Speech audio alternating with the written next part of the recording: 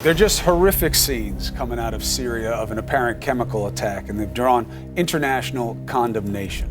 The question is now, well, what action should be taken against Syria's Assad regime to prevent attacks like these from happening again? This is yet another example of the Assad regime's brutality and brazen disregard for its own people and for its legal obligations not to use these weapons.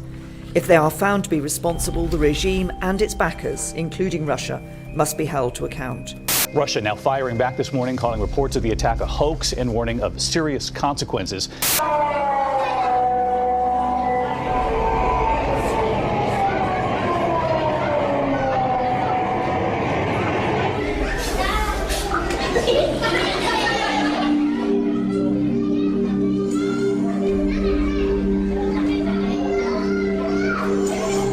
I'd like to begin by condemning the heinous attack on innocent Syrians with banned chemical weapons. It was an atrocious attack. It was horrible. You don't see things like that, as bad as the news is around the world. You just don't see those images. We are studying that situation extremely closely. We are meeting with our military and everybody else, and we'll be making some major decisions over the next 24 to 48 hours. We are very concerned when a thing like that can happen. This is about humanity. We're talking about humanity, and it can't be allowed to happen.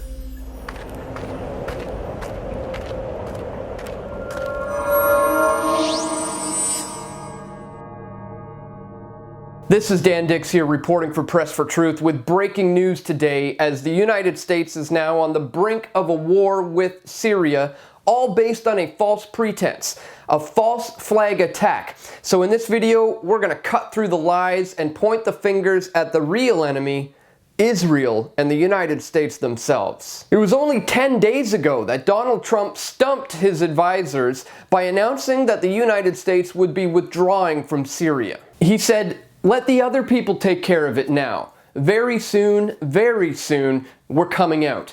We're going to get back to our country where we belong." And right on cue, following this announcement, we're supposed to believe that Assad launched a chemical attack on his own people? Because that makes perfect sense, right? As Trump seeks way out of Syria, new attack pulls him back in. Days after President Trump said he wanted to pull the United States out of Syria, Syrian forces hit a suburb of Damascus with bombs that rescue workers said unleashed toxic gas. Within hours, images of dead families sprawled in their homes threatened to change Mr. Trump's calculus on Syria, possibly drawing him deeper into an intractable Middle Eastern war that he hoped to leave. Trump then took to Twitter to say, "Many dead, including women and children, in mindless chemical attack in Syria. Area of atrocity is in lockdown and encircled by Syrian army, making it completely inaccessible to outside world. President Putin, Russia, and Iran are responsible for backing animal Assad. Big price to pay. Open area immediately for medical help and verification. Another humanitarian disaster for no reason whatsoever. Sick." Are you really buying that?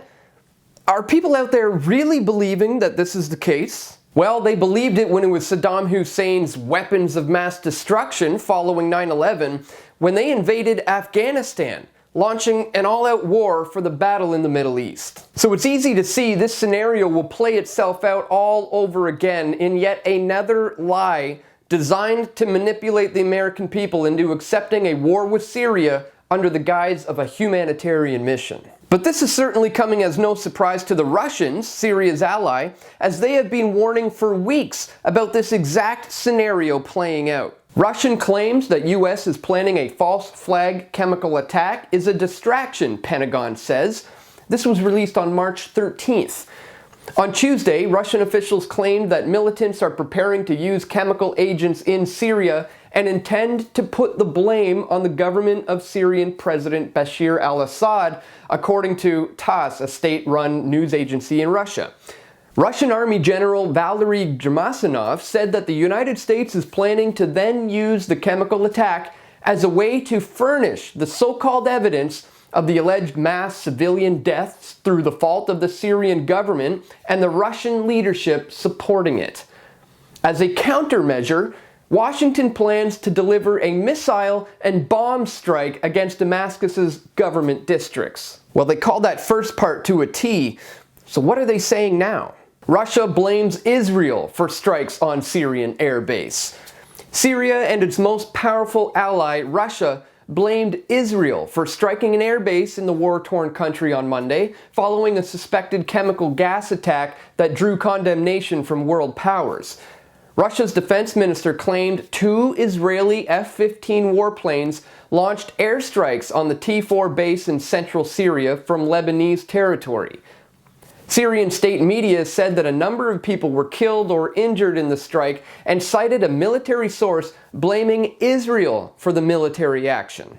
Ladies and gentlemen, this proxy war has been kicked into overdrive, and I can't stress this enough, that they are trying to manipulate you into accepting an all-out war with Syria under the guise of a humanitarian mission. My hopes of seeing a non-interventionist foreign policy emerge has all but completely faded away as the war drums are now beating louder than ever.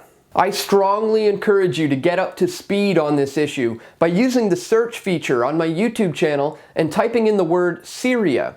And there you'll find my extensive coverage on this important subject matter. Please, ladies and gentlemen, do your research, turn off the TV, and get the straight up facts before openly accepting this war with Syria, which I've been warning about for years.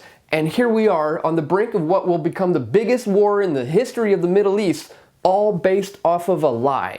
Please share this video far and wide, as we need to counter this propaganda now as much as we possibly can. And I want to remind you that this channel is only made possible with your continued support by donating at pressfortruth.ca/donate.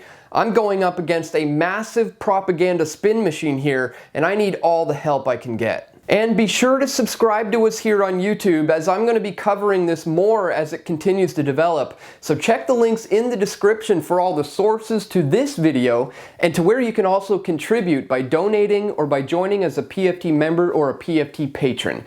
Thanks for watching, my friends. Stay tuned. We're going to have more video reports coming soon. This is Dan Dix reporting for Press for Truth.